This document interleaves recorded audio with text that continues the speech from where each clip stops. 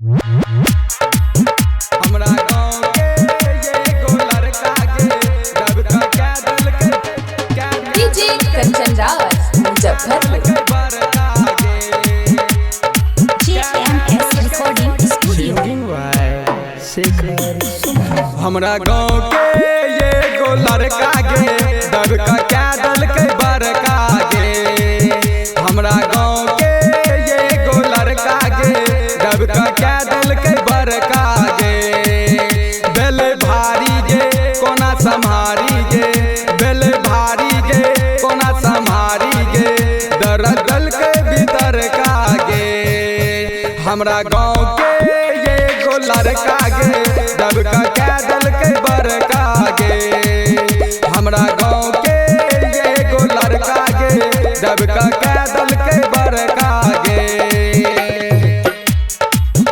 हमरा गाँव के ये गो डीजे कंचन राज मुजफ्फरपुर। लड़का गे रब का क्या दिल के बरका गे। आबत रहे हमरा से मिले भैया के साथ गे सखी, भैया के साथ गे। माजा खूबे देती रहे गे घरवा के कात गे सखी, घरवा के कात गे। आबत रहे हमरा से मिले भैया के साथ गे।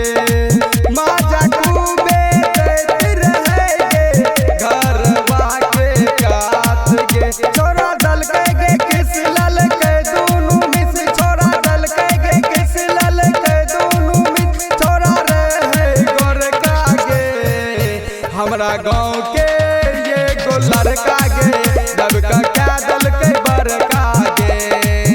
हमरा गाँव के ये गो लड़का गे रब का कर दल के बरका गे। हमरा गाँव के ये गो डीजे कंचन राज मुजफ्फरपुर। रब का क्या दिल के बरका गे। माजा लल के दर्द दिल के शेखरा सुमान गे सखी, शेखरा सुमान गे।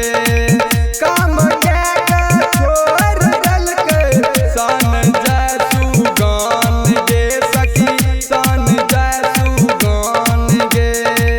माजा लल के दर्द दिल के शेखरा सुमान गे। काम क्या का छोड़ दिल के सन जय सुगान गे। सरबान प्रेमी दल के गे गर्मी सखी, सरबान प्रेमी दल के गे गर्मी कोई देन छै अरका गे। हमरा गाँव के ये गो लड़का गे रब का कर दल के बरका गे। हमरा गाँव के ये गो लड़का गे रब का क्या दल के बरका गे। JMS रिकॉर्डिंग स्टूडियो, किशनपुर बाजार।